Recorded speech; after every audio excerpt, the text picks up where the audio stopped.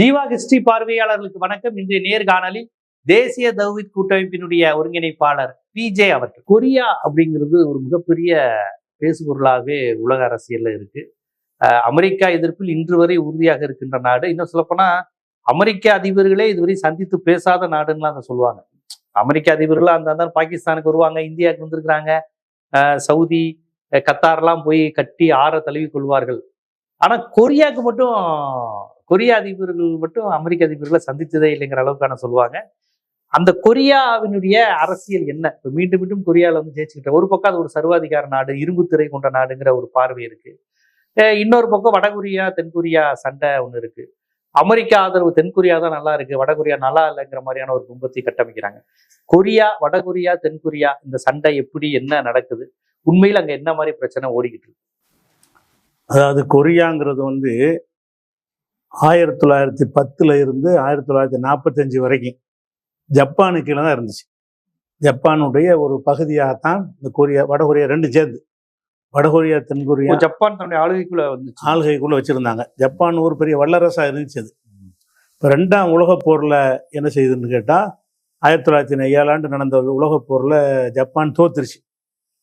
ஜப்பானை சேர்ந்தவங்க அந்த ஹிரோஷிமாவில் கொண்டு போட்டாங்கல்ல, அதோட சரணடைஞ்ச பிறகு ஜப்பான் டவுன் ஆன உடனே இந்த ஜப்பானை தோக்கடிச்சது யாருன்னு கேட்டால் அமெரிக்கா ரஷ்யாவுடைய அணிகள். அமெரிக்கா ரஷ்யாவில் ஒன்றா இருந்துச்சு.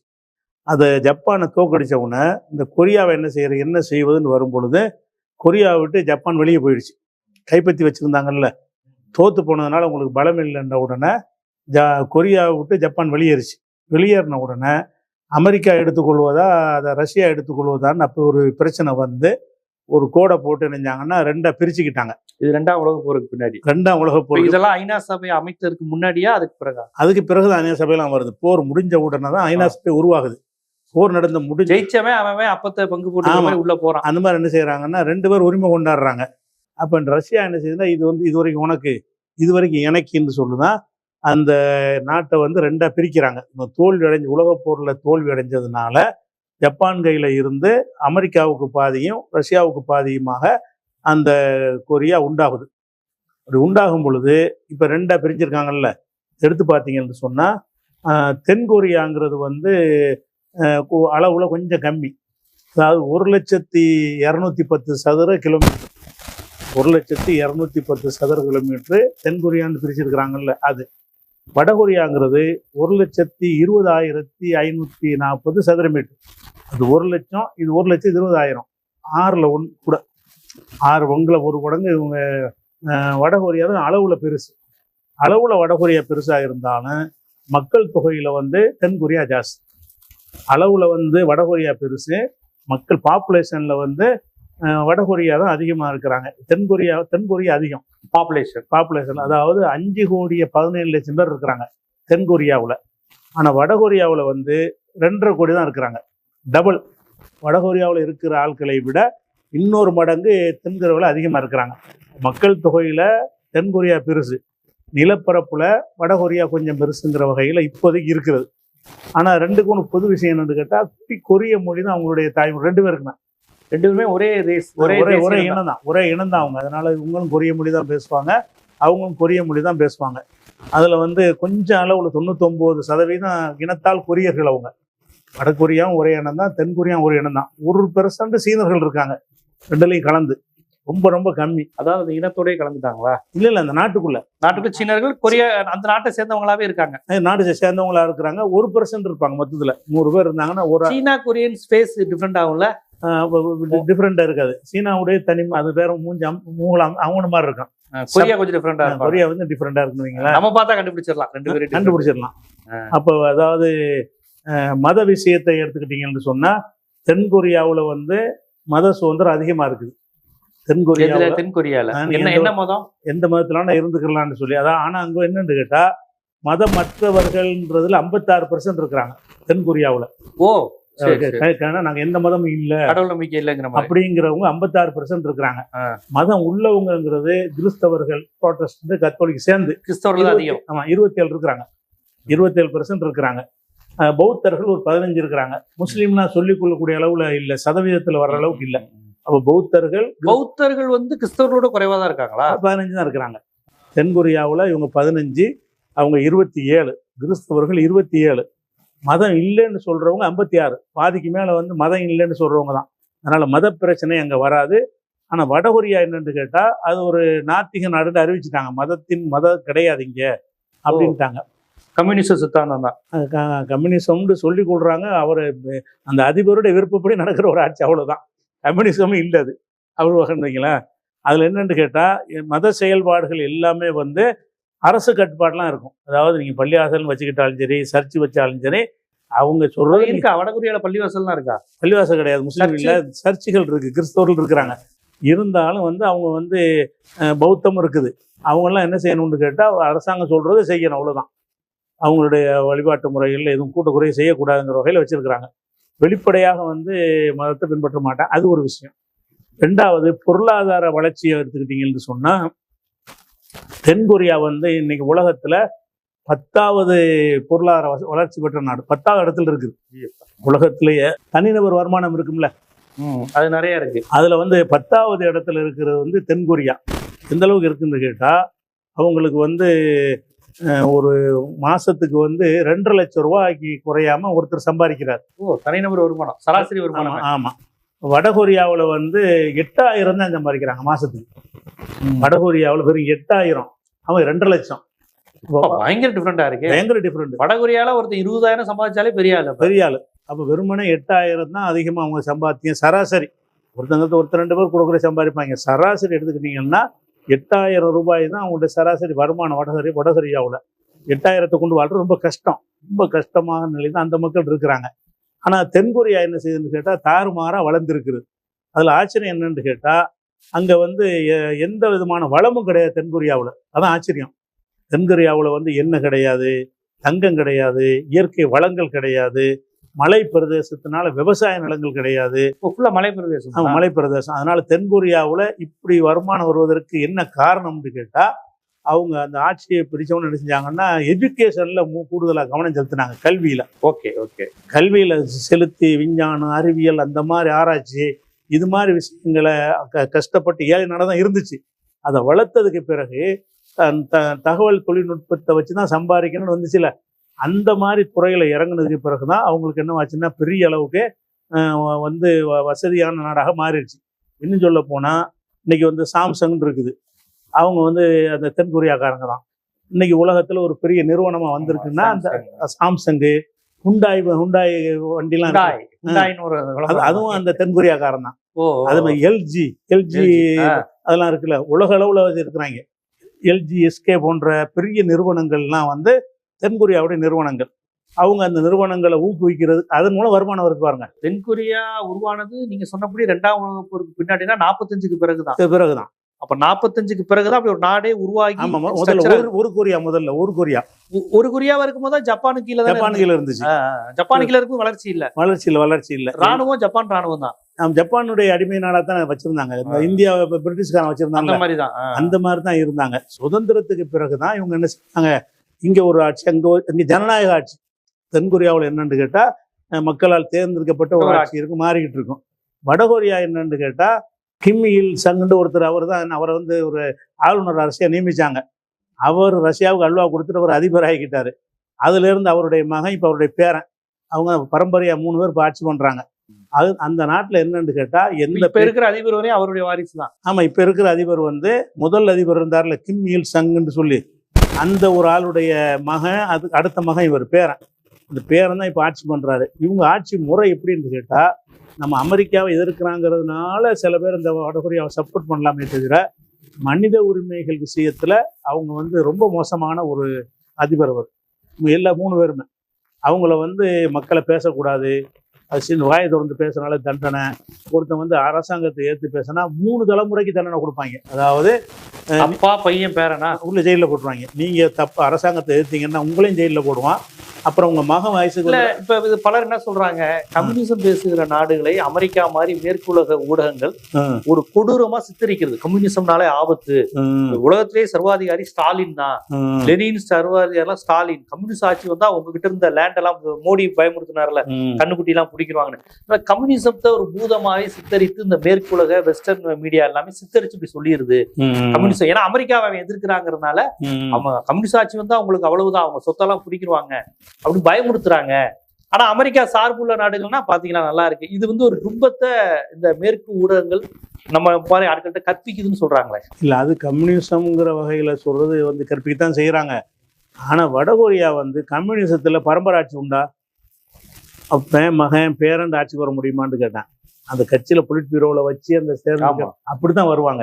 இதுல இங்க என்னன்னு கேட்டா, ஒரு சர்வாதிகாரி இவரும் சர்வாதிகாரி, இவருடைய தந்தையும் ஒரு சர்வாதிகாரி, அவருடைய தந்தையும் ஒரு சர்வாதிகாரி. எந்த அளவுக்குன்னா, நாங்கள்லாம் சிறுவர்களா இருந்த காலத்துல இங்க உள்ள தினத்தந்தி பேப்பர்ல கடைசி பக்கத்துல முழு பக்கம் விளம்பரம் வர படத்தை போட்டு வரும்.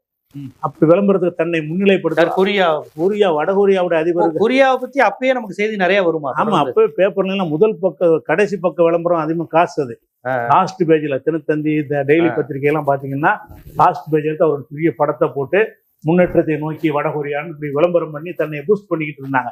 இதெல்லாம் கம்யூனிஸ்ட் கிடையாது. இதெல்லாம் கம்யூனிஸ்ட்ல ஒரு நபரை முன்னிறுத்தி என்ன செய்ய மாட்டாங்க சித்தாந்தம். ஆனா கம்யூனிஸ்ட் சொல்லி இவர் போர் உற்பத்திக்கிறாங்களே தவிர இவர் கம்யூனிஸ்ட் சித்தாந்தத்திலும் இவர் கிடையாது.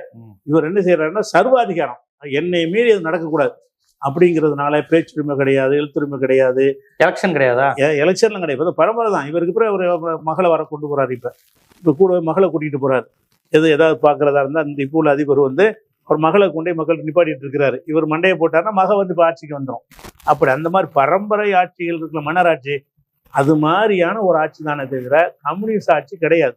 ஆனா கம்யூனிஸ்ட் மாதிரி அவர் தனக்கு வேஷம் போட்டுக்கிறாரு, அப்படி சித்தரிக்கிறாங்க. ஏன்னா கம்யூனிஸ்ட் அமெரிக்கா எதிர்க்கிறதுனால, அமெரிக்கா கம்யூனிஸ்ட் தானே எதிர்ப்பாங்க அப்படிங்கிற ஒரு வகையில செய்யறாங்க. அது போக என்னன்னு கேட்டா, இப்போ வடகொரியாவுக்கு வரும், வடகொரியாவில் பெரிய பெரிய தொழிலதிபர்கள்லாம் இருக்கிறாங்களா, அதே மாதிரி இந்த சிப்பு தயாரிக்கிறது இதுகள்லாம் அவங்க தான் டாப்ல இருக்கிறாங்க, உலகமெல்லாம் செய்யறது. அதே மாதிரி கப்பல் கட்டுறதா இருந்தால் என்ன செய்யறாங்கன்னா, தென்கொரியாவில் ஒப்பந்தம் பண்ணுவாங்க. அங்கே உள்ள நிறுவனங்கள் சூப்பராக கப்பல் தயாரித்து தருவாங்க. இந்தியாவுக்கு ஒரு 50 கப்பல் வேணும்னு சொன்னால் எந்த நாடுகளையும் விட தென்கொரியாவில் போய் ஒப்பந்தம் பண்ணாங்கன்னா அது சிறந்த முறையில் தயாரித்து தருவாங்க. இப்படி அந்த வகையில் முன்னேறித்தான் அது ஆட்டோமொபைல் இருக்குல்ல, அந்த வகையெல்லாம் இந்த ஹூண்டாய் கியா அதெல்லாம் பெரிய சிறந்த கார்கள் உலகம் பூரா வருது. இதெல்லாம் அவங்க இருக்கிறாங்க. அந்த வகையில் தென்கொரியா வளமான ஒரு நாடா இருக்கிறது. வளமான நாடுன்னு நீங்க எந்த இடத்துல சொல்றீங்க? அமெரிக்காவுக்கு ஆதரவா இருக்கிறதுனால அது வளமாகிருதா? இல்ல, தனிநபர் வருமானத்தை சொல்றேன். ஆனா அது அமெரிக்காவுடைய பப்பட்டு தானே. அதுல என்ன செய்யறாங்கன்னு கேட்டா, அவங்க பக்கத்துல வடகொரியா இருக்கிற அவங்களுக்குள்ள மோதல் இருந்ததுனால அமெரிக்காவோட ஒரு அக்ரிமெண்ட் போடுறாங்க. அமெரிக்கா தான் முதல்ல பிரிஞ்சவன கையில் எடுத்து சுதந்திரம் ஆக்கிட்டாங்க. ஆக்குனதுக்கு பிறகு தென்கொரியாவுக்கு தேவையான சப்போர்ட்டுகள்லாம் அவங்க பண்றதுனால தென்கொரியாவுடைய இதுல ஒரு அவங்களுடைய படைத்தளம் அமைச்சிருக்கிறாங்க. அமெரிக்காவுடைய இராணுவத்துக்கு ஒரு தளம் கொடுத்துருக்குறாங்க. இப்ப எப்படி மத்திய கிழக்குலாம் இருக்குல்ல, சவுதியில பஹ்ரைன்ல இருக்கிற மாதிரி ஈரான் அங்கதானே அடிச்சுட்டு இருக்காங்க. அந்த மாதிரி தென்கொரியாவுல அமெரிக்க தளங்கள் இருக்கிறது. அது போக வடகொரியா என்ன செய்யறான்னு கேட்டா, அவன் பலவீனமா இருக்கிறதுனால அமெரிக்கா அவங்களுக்கு சப்போர்ட் பண்றதுனால நம்ம அழிச்சிருவான்னு பயந்துக்கிட்டு அவனுடைய முழு கவனத்தையும் ஆயுதங்களை உற்பத்தி பண்றது. வளர்ச்சியை நோக்கி இல்லாம வளர்ச்சியை நோக்கி ராணுவம் ஆயுதம் இந்த மாதிரியே. அதுல அணு ஆயுத சோதனையும் பண்ணிட்டாரு. அது அணு ஆயுத சோதனை பண்ணும்போது அது அணு ஆயுதம் பண்ணக்கூடாது ஒரு ஒப்பந்தம் போட்டு வச்சுக்கிறாங்க, ஈரானுக்கெல்லாம் போட்ட மாதிரி. அதை மீறி அவர் நினைஞ்சிட்டாரு, அணு ஆயுதம் இருக்குங்கிறத செஞ்சு காட்டி சோதனை பண்ணிட்டா உடனே ஐநா சபை என்ன பண்ணிட்டாங்கன்னு கேட்டா பொருளாதார தடை விதிச்சுட்டாங்க. வடகொரியாவுக்கு பொருளாதார தடை விதிச்சுட்டாங்கன்னு சொன்னா வடகொரியாவில் இந்த ஜமான் மொத்தம் வாங்க மாட்டான். அவங்க விற்க ரெடியா இருந்தாலும் இந்தியாவே அவன்கிட்ட வாங்காது. ஏன்னு கேட்டா பொருளாதார தடை ஐநா விதிச்சிருக்கு. அதனாலதான் பின்னுக்கு போனது காரணம். அவன் எந்த அமெரிக்கா தான் காரணம். அமெரிக்கா அந்த ஐநாவுடைய தீர்மானத்தை கொண்டு வர வச்சு அது அணுகுண்டு வெடிச்சதான் காரணம். அணுகுண்டு அவங்க சோதனை பண்ண உடனே அணு ஆயுதம் செய்யக்கூடாதுங்கிற அந்த ஒப்பந்தத்தை மீறிட்டாங்க. அதனால அவங்களுக்கு பொருளாதார தடை விதிக்கிறோம். அமெரிக்காவுடைய தடை இல்லை, ஐநாவுடைய தடை. இது ஐநா கொஞ்சம் வலிமையா இருந்த நேரம். அது அந்த நேரத்தில் நினைஞ்சிட்டாங்கன்னா பொருளாதார தடை விதிச்சுட்டாங்க. பொருளாதார தடை விதிச்சுட்டாங்கன்னு சொன்னா அந்த நாட்டுக்கு எந்த மருந்து பொருட்களை தவிர மருந்து போகலாம். மற்ற பொருளாதாரத்தில் விதிச்சாலும் மருந்துகள் மட்டும் போகலாமே தவிர மற்ற வளர்ச்சி சம்பந்தப்பட்ட ஏற்றுமதி இறக்குமதி கம்ப்ளீட்டா நிப்பாட்டிட்டாங்க. அப்போ ஒரு நாடு என்ன செய்யும்? நறுங்கிக்கிட்டே போயிடும், சுருங்கிக்கிட்டே போயிடும். அந்த வளர்ச்சி இல்லாமல் போனதுக்கு அதான் காரணம். அப்போ அவர் என்ன செஞ்சாருன்னா, ஒரு அணுகுண்டு நிப்பாட்டக்கூடாது, என்னைக்கு வேண்டாலும் நமக்கு எதிராக அமெரிக்கா தாக்குதல் பண்ணுவான்னு சொல்லி அவங்க அணு ஆயுதங்கள் அதிகமாக ஒரு 100 குண்டுக்கு மேலே கையில் வச்சிருக்காங்க. இப்போ 100 அணுகுண்டு அவங்கள்ட்ட வடகொரியாவுடைய கையில் இருப்பதாக வந்து இந்த நிபுணர்களுடைய கருத்து தான். இது அபிஷியலாக இதை சொல்ல முடியும். அணுகுண்டுலாம் வந்து ஒரு கணிப்பில் சொல்வது தான். அப்போ 100 அணுகுண்டு வரைக்கும் அவங்க வச்சிருக்கிறாங்க என்பது ஒன்று. அணுகுண்டு மட்டும் இருந்தால் பத்தாது, அணுகுண்டை ஏவுறதுக்குரிய ஏவுகணை வேணும்ல.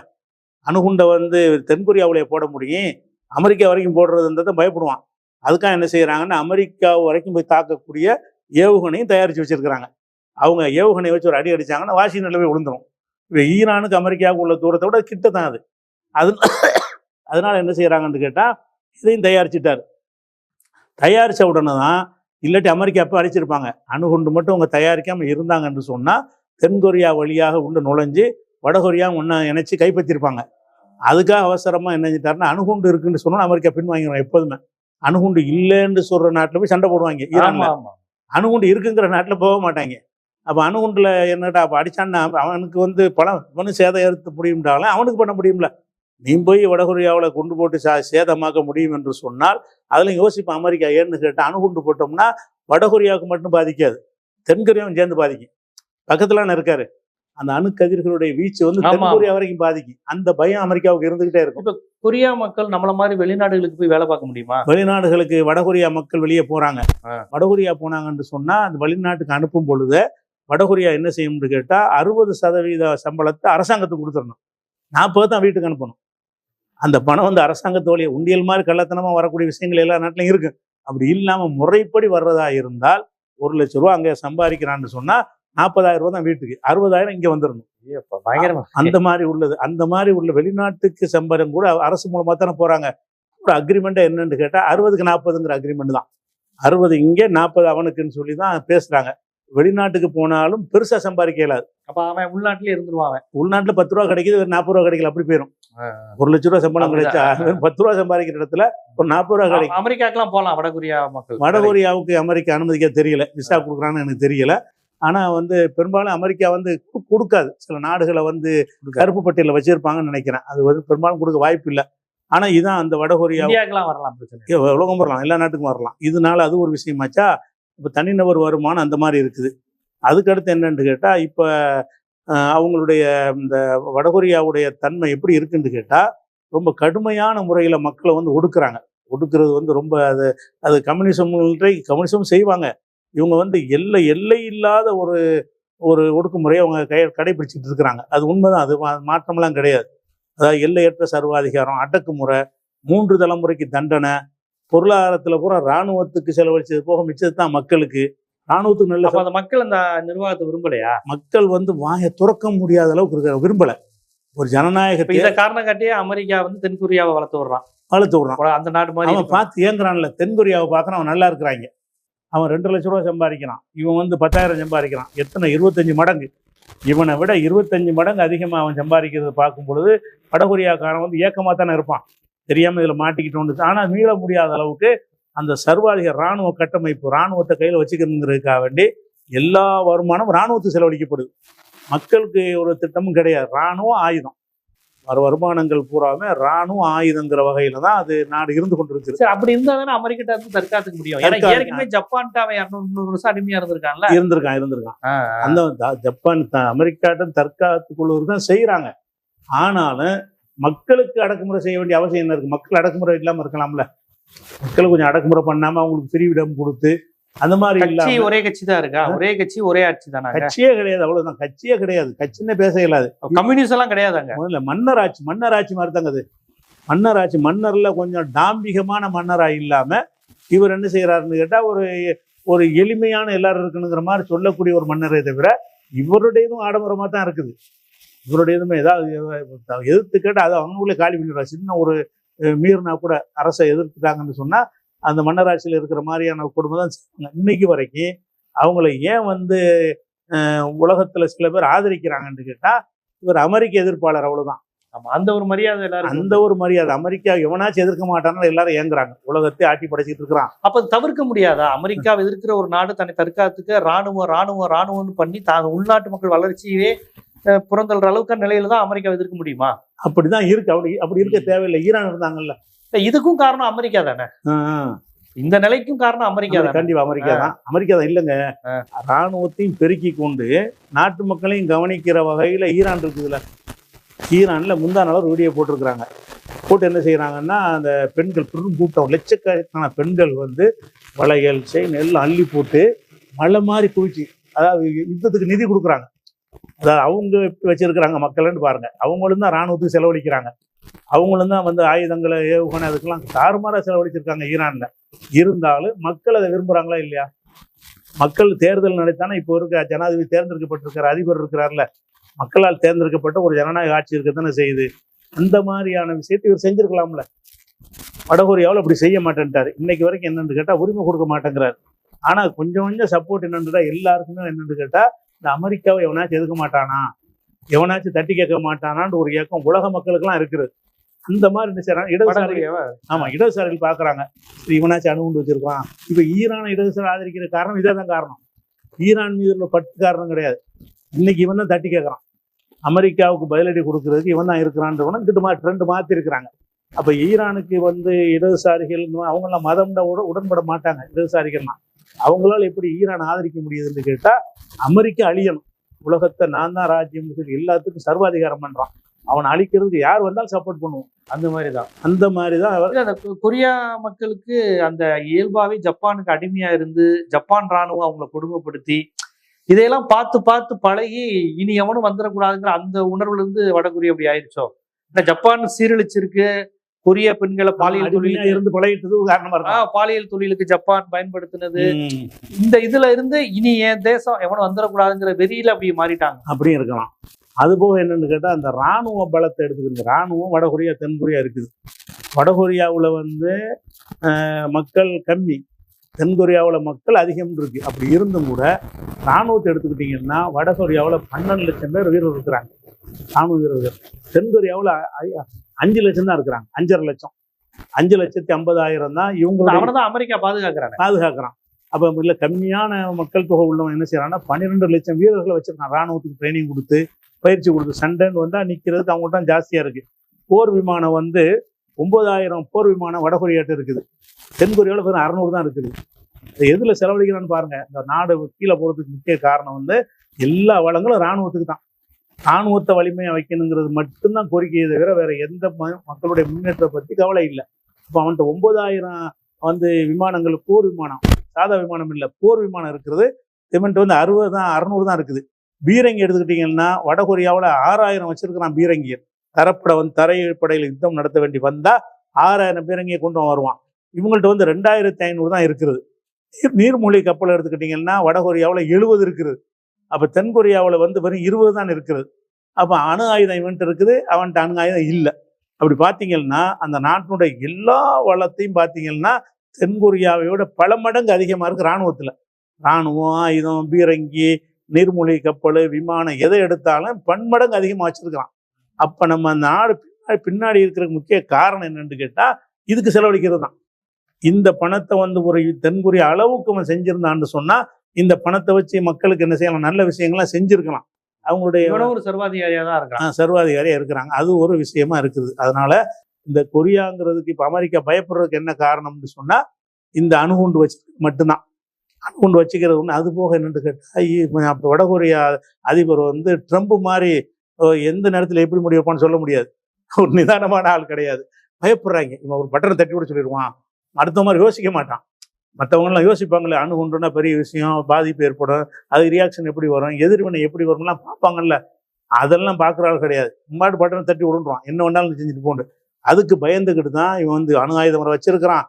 இவன் யோசிக்கவும் மாட்டான், என்ன நடந்தாலும் இப்போ சரிங்கிற ஒரு ஆளாக இருக்கிறான்னு தான் அமெரிக்கா இன்னைக்கு வரைக்கும் பயந்துகிட்டு இருக்கிறாங்க. இந்த ஒரே தேசிய இனமான கொரிய வந்து 2 நாடா பிரிஞ்சிருக்கே, இணைய வாய்ப்பே இல்லையா? அந்த 2 நாடும் சேர்ந்து பழைய கொரியாவா மாற வாய்ப்பே இல்லை. அந்த சர்வாதிகாரம் ஒழிஞ்சா தான் இல்லை. இப்போ தான் கண்ட்ரோல்ல வச்சுக்கிறாரு, வாயை துறக்காம ஆக்கி வச்சிருக்கிறாரு. வாயை துறக்கிற மாதிரி வச்சாங்கன்னா, இணைச்சாங்கன்னா ஒன்னா வந்துடும். அவங்க ஒரு இனமா தான் இருக்கத்தான் விரும்புறாங்க. தென்கொரியா மக்கள் வடகொரியா விரும்பல. வடகொரியா நாட்டை விரும்பல, வடகொரியா ஆட்சி முறை விரும்பல, மக்களை விரும்புறாங்க, மக்களை விரும்புறாங்க. ஆனா அவன் தொடர்புல வச்சுக்கிற முடியாது. வடகொரியாக்காரன் போய் தென்கொரியாட்ட தொடர்பு நாட்டுக்குள்ளே போக முடியாது. போனாண்டு அவனத்துக்கு 3 தலைமுறைக்கு தண்டனை, அவ்வளவுதான். நம்ம போலாம் வடகொரியாக்கு. நான் போனேன் அனுப்பு கண்டிஷனோட செய்வாங்க. அதுக்கெல்லாம் பெரிய லிமிட் வச்சிருப்பாங்க. இங்கே தான் போகணும், எல்லா இடத்துக்கும் நீங்களா சைனாவை மாதிரி தான். பத்திரிகை ஊடகம் ஏதோ அதுக்கெல்லாம் பத்திரிகையில் அனுமதியே கிடையாது. அவங்க கூப்பிட்டா நீங்க போகலாம். பத்திரிகை எந்த செய்தி அவங்க போட விரும்புறாங்களோ அதுக்கு உங்களை கூப்பிடுவாங்க. இல்லைங்க, இன்னைக்கு செல்போனு, ரீல்ஸ், இன்டர்நெட்னு என்னென்னமோ வந்துருச்சு. இதுல எதுவுமே தடுக்க முடியாது. ஒரு காலத்துல செய்தினாலே செய்தி உண்டு, பிரதமர் முதலமைச்சர் சொல்ற செய்தியை மட்டும் போட்டு 2000 காலத்துல போட்டுக்கிட்டு இருந்தாங்க. இன்னைக்கு அவன் கையில செல்போன் வச்சிருக்கா, ரீல்ஸ் வச்சிருக்கா. கொரியா கொடுக்கலனாலும் அமெரிக்கா கொடுத்துரும், ரைட்டார்ஸ் கொடுத்துரும், அல்ஜசீரா தனியா கொடுத்துரும். இப்ப நான் இங்க உட்காந்துட்டு இங்க உள்ள செய்தியை தெரிஞ்சுக்கணும்னு அவசியம் இல்லையே. நீங்க நினைச்சீங்கன்னா இன்னைக்கு அல்ஜசீரா என்ன போட்டிருக்கு, பிபிசி என்ன போட்டிருக்குன்னு உங்களுக்கு அடுத்த செகண்ட் தெரிஞ்சிருமே. அவன் பிரிண்ட் பண்ண அடுத்த நிமிஷம் அவன் நாட்டுக்காரன் மட்டும் இல்ல, நம்ம எங்க இருந்து வேணாலும் பாத்துக்கலாமே. அப்புறம் எப்படி கொரியா அப்படி செய்திகளை தெரிஞ்சு எப்படி செய்யணும்? கொரியாவை தனியா வைங்க. இப்போ இஸ்ரேல்ல என்ன நடக்குன்னு தெரிஞ்சுக்க முடியுமா? இஸ்ரேல்ல ஒரு 500 மிசைல் அடிச்சிருக்கிறான் முந்தா நாள். அந்த திமோனாங்கிற இடத்துல அங்கதான் அணு கட்டமைப்பு ஆராய்ச்சிலாம் இருக்குது. அங்க அடிச்சு 1200 பேர் அவுட் ஆகிருக்கிறாங்க. இஸ்ரேல்ல இருந்து என்ன செய்யறான்னு கேட்டா 6 பேர் இஸ்ரேல் பிரதமர் பெரிய மிராக்கிள், இது ஒரு ஆளுக்கு சேதம் கிடையாது அப்படின்னு சொல்லிட்டு அவன் பெருமையா சொல்றான். அப்ப அது எவனாச்சும் போட்டோ எடுத்தீங்கன்னா, அதை போட்டீங்கன்னு சொன்னா, பரப்புனீங்கன்னு சொன்னா 5 வருஷம் தண்டனைன்னு சொன்னா அவன் எடுப்பான்.